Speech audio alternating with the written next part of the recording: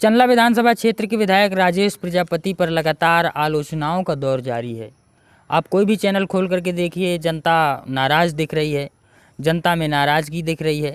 लेकिन आज हम आपको ये बताने का प्रयास करेंगे कि छतरपुर ज़िले की चंदला विधानसभा के जो विधायक हैं राजेश प्रजापति, उनका 3.5 साल का कार्यकाल रहा और उसमें भी कुछ समय कोरोना काल का रहा।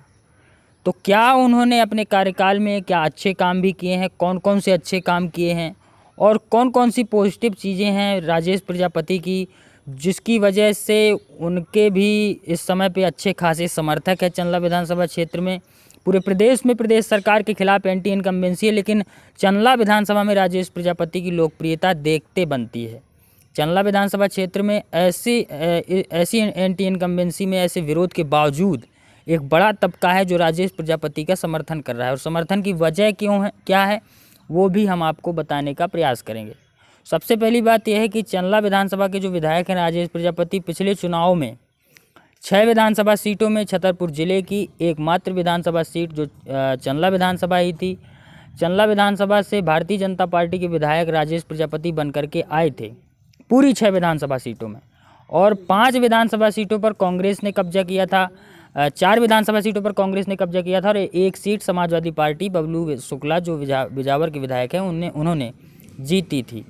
तो ये एक बड़ी बात है कि एक अकेली विधानसभा चंदला विधानसभा क्यों बची थी।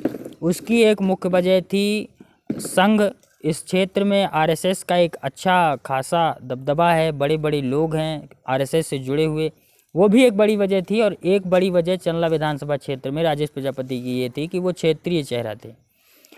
अभी की हालत ये है कि चंदला विधानसभा से कई लोग टिकट मांगने के लिए घूम रहे हैं, नए नए नेता भी हैं।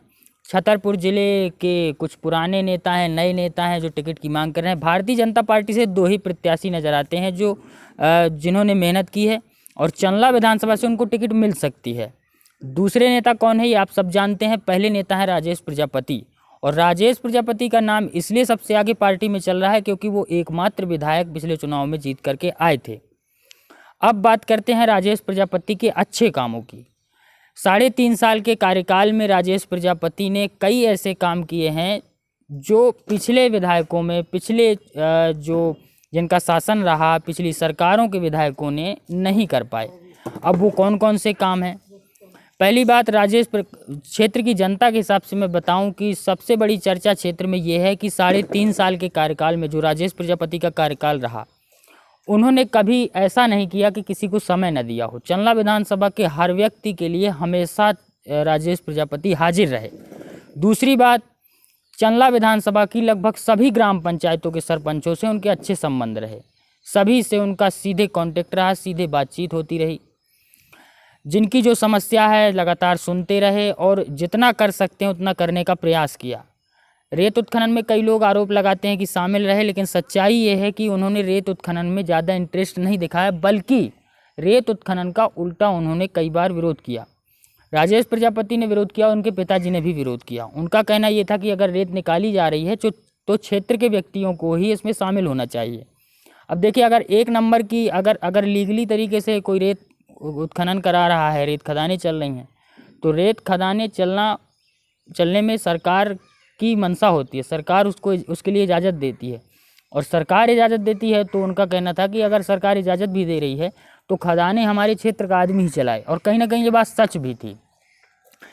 सवर्ण समाज का एक बड़ा खासा तबका रहता है, एक बड़ा तबका रहता है चंदला विधानसभा क्षेत्र में सवर्ण समाज का, और सवर्ण समाज में चर्चा ये है, सवर्ण समाज में अच्छी खासी लोकप्रियता जो है राजेश प्रजापति की, वो इसलिए है क्योंकि सवर्ण समाज का कहना है कि 3.5 साल के कार्यकाल में, राजेश प्रजापति के 3.5 साल के कार्यकाल में एक भी व्यक्ति के ऊपर, एक भी सवर्ण के ऊपर SC/ST एक्ट की कार्रवाई नहीं हुई।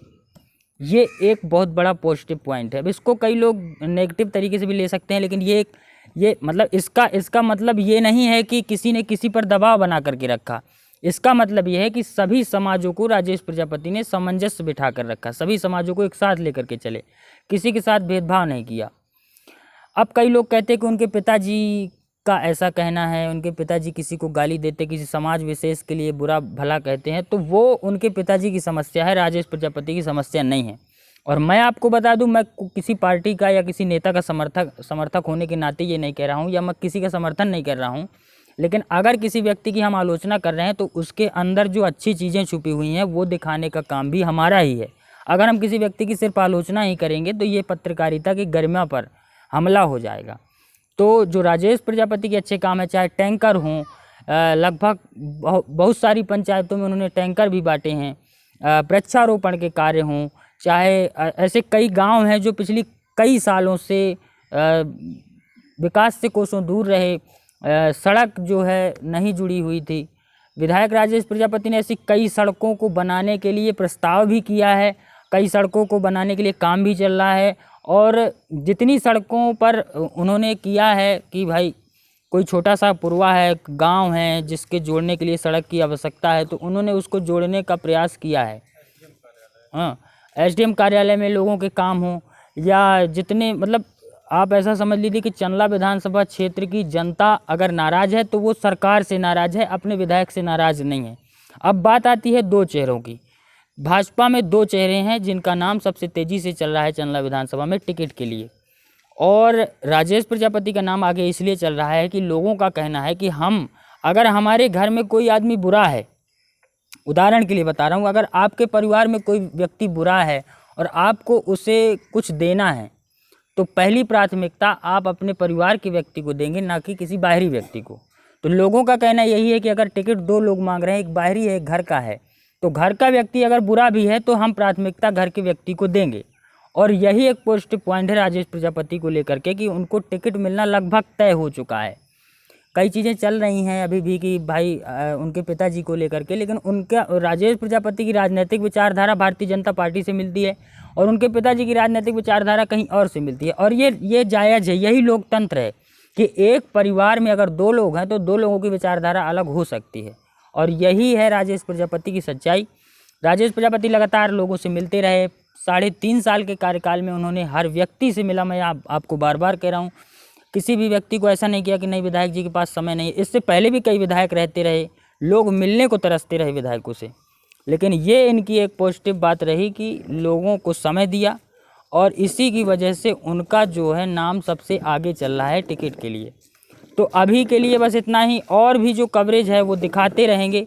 आज हमारा जो मुख्य उद्देश्य है वो शूट का है, और शुक्ला जी कहन का एक खास एपिसोड आना है। सरबई की जनता से हम पूछने का प्रयास करेंगे। कुछ यहाँ के लोकल के नेता हैं, भारतीय जनता पार्टी के युवा मोर्चा के हों, चाहे मेन विंग के नेता हों, या जिला स्तर के भी नेता कुछ ऐसे हैं जो सरबई में रहते हैं, तो उनसे भी पूछने का प्रयास करेंगे कि इस बार किसकी सरकार बना रहे हैं, किसको टिकट दिलाना चाहते हैं।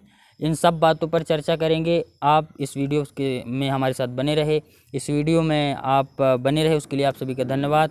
लाइक कर दीजिएगा, फेसबुक पेज को लाइक कर दीजिएगा, और फेसबुक पर फॉलो भी कर लीजिएगा, यूट्यूब पर सब्सक्राइब कर दीजिएगा। नमस्कार, जय हिंद।